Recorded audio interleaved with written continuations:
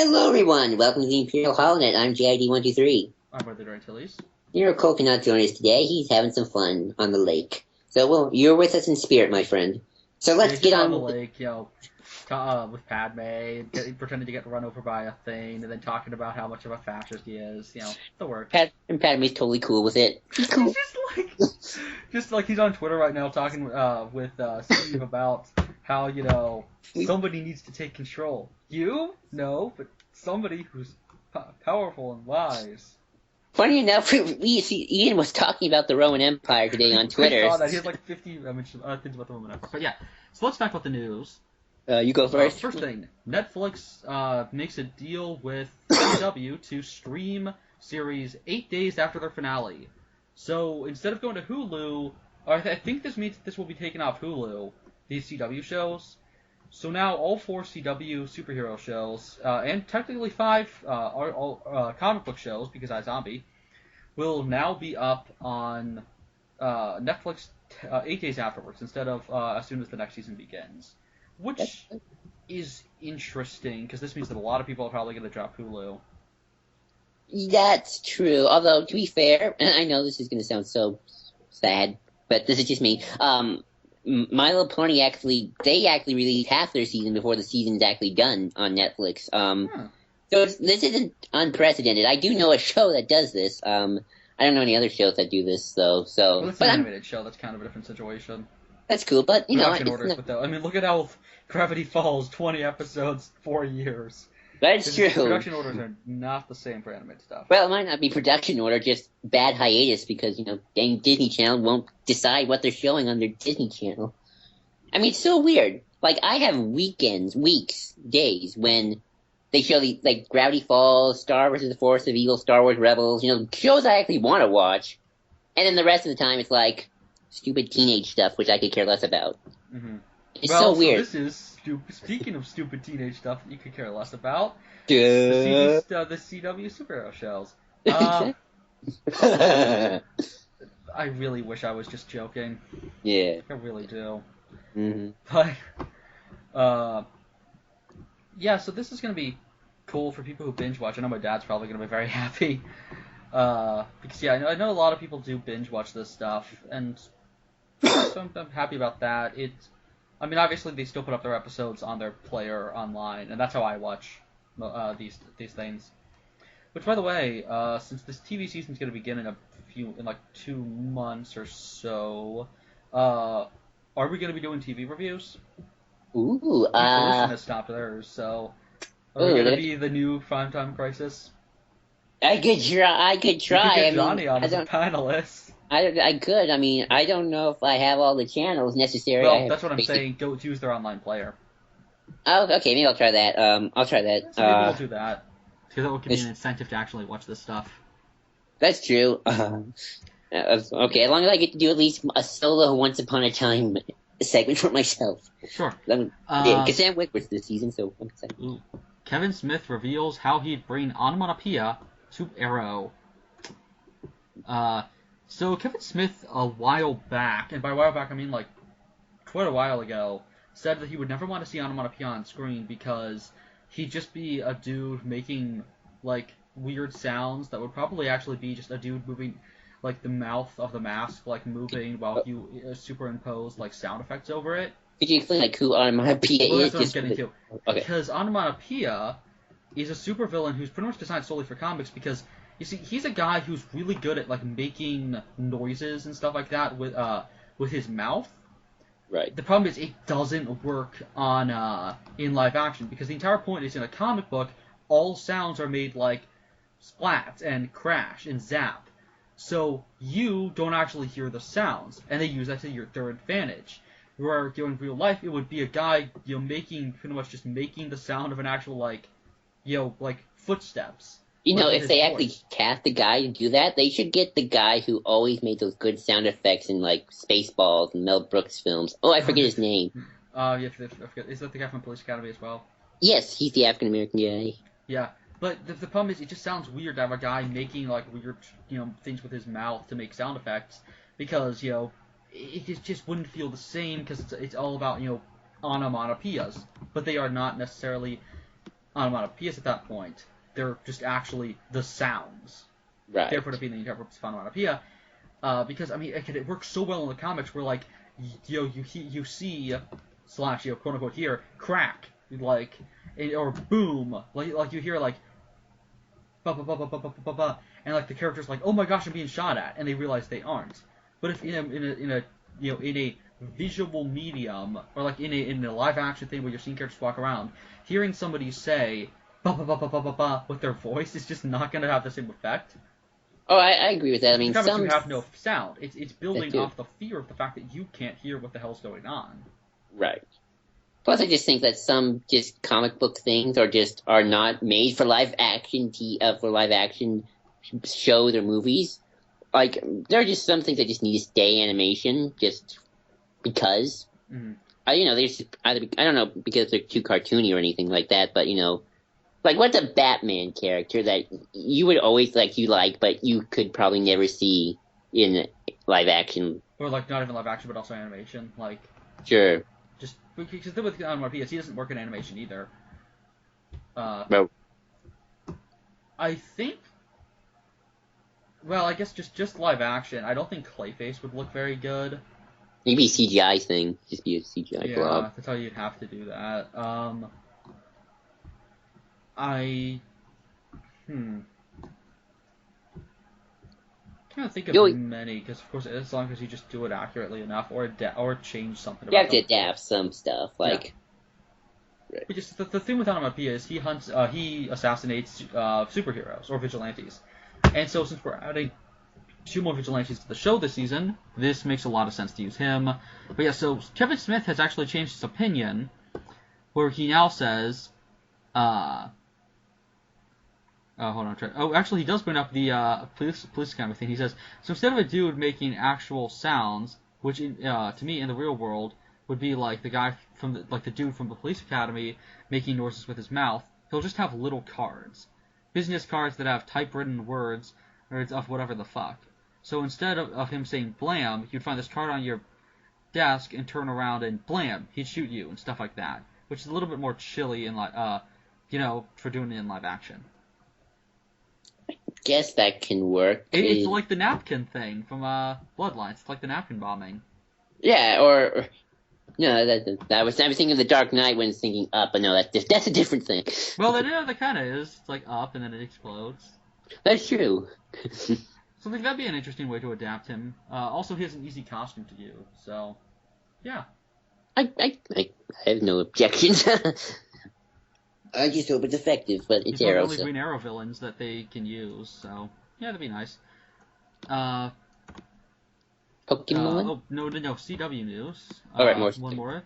John Barrowman is poised to play Big Bad across all CW shows. Captain Jack is back.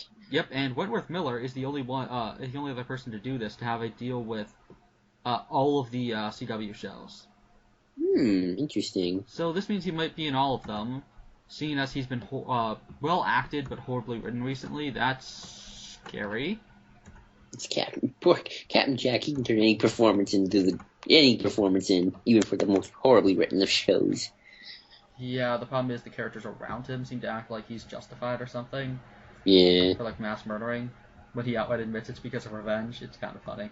But yeah, so that's all I have out on that. That's nice. So Pokemon news. We have a new Poison Fire type, which is a type that I think has only happened once or twice, if ever. And it's Salandit, which is a salamander with like a bag on its head, and it looks really, really awesome. And also, this is just them destroying the metagame. People like in game, like rules of multiplayer kind of thing. Mm-hmm. Because poison is because there's Pokemon steel and poison types are immune to getting poisoned. This Pokemon can poison all types. Ooh. Meaning that entire defensive strategy of you can't get poisoned you can't get poisoned is gone. That is gonna the world is exploding right. Heck, it's trending on Twitter right now. Pokemon types, because of how big this is right now. That we have a Pokemon that's pretty much just wrecking people's teams. Like, it hasn't been out yet, but this is gonna just utterly destroy people in championships and stuff like that. Well, I know people are talking about Pokemon Go. That's a big thing going on right now. Yeah, but this is gonna completely throw off the type matchup, and that's really interesting because we just did that last generation with fairy types being added. So they're kind of fucking over the metagame, but in a nice way. That's awesome. Get ready, strategists. Time to rewrite those books, those rules. Keeping them on their toes. Exactly. Don't get lazy. So the next news is that we have a image. Just a quick little thing of. Hold on, my thing's loading. But we've gotten a look at what the new art, like box art, could be. Well, like we've seen it already. What the box art will be for the Star Wars figures for when Rogue One comes out, but we now have one with like an actual figure in it. So there's just an image of a Rey figure that's going to be coming out in at Celebration. Why does box art always have to look better than the actual action figure? I just want to... well, that's because these stupid... They've limited the articulation to head can turn, arms can move, legs can move. We're down to 4 points of articulation. Or 5 points of articulation. Dang it. And like, the thing is, the vintage collection, which, yes, those would be... Now these are about $10 less, but still. The vintage collection was the same size and had...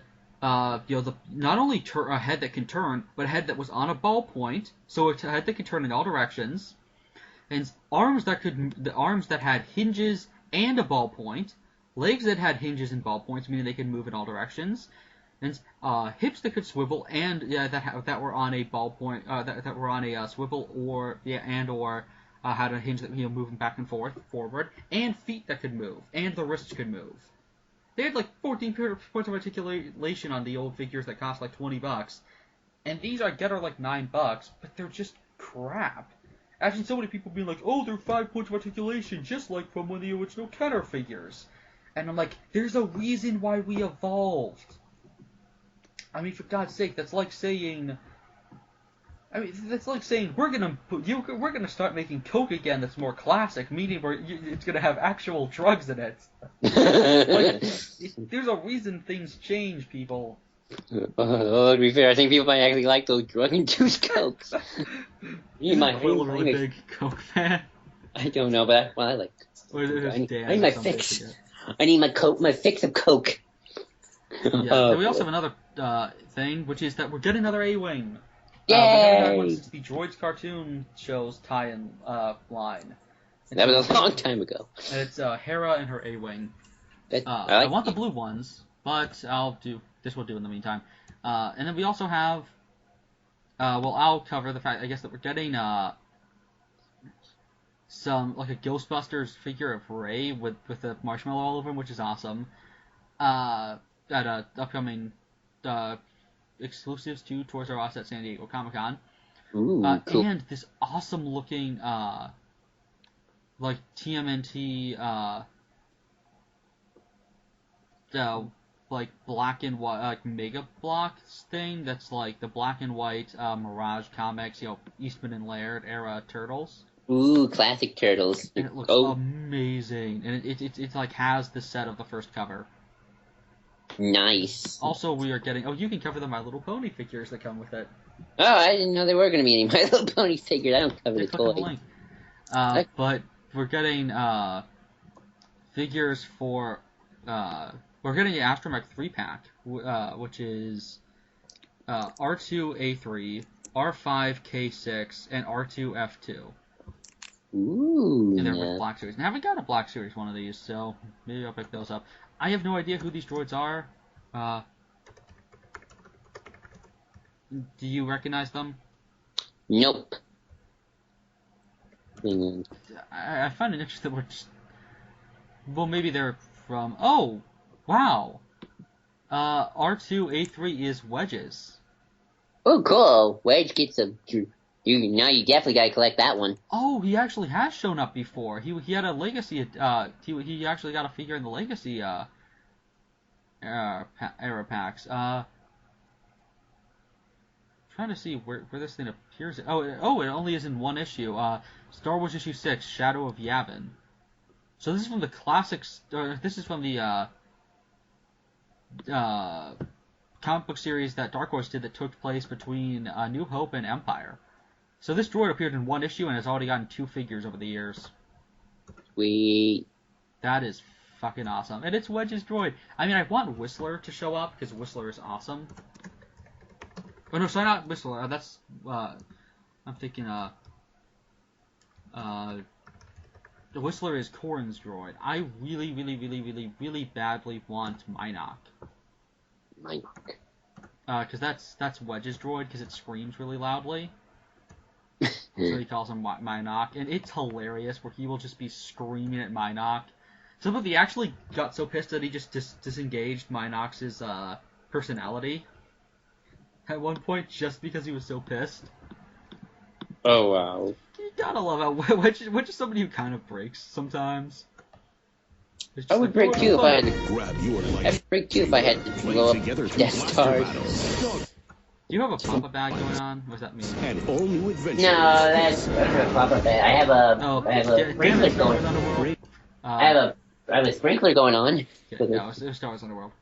Okay. Go watch them too. They're fun. So that's all except for spoilers. Well, hold on. Does the aftermath thing count as a spoiler? The picture. What picture? I thought we could talk about Mr. Bones. Oh yeah, we got an image of Mr. Bones. It looks like Darth Maul as a B-1 battle droid. Which makes no sense, but we won't have that conversation again because we pretty much just talked about how it doesn't make any sense for like 20 minutes before we started this. But yeah, so we have spoilery things. Can I talk about the book of Aftermath Life Death spoiler? Because that was on USA Today. Huh? Can I talk about Aftermath Life Death spoiler? That was on USA Today. Do you want to wait What for that? spoiler was it? The character who's appearing and got an excerpt. Oh, Maz Kanata is going to show up.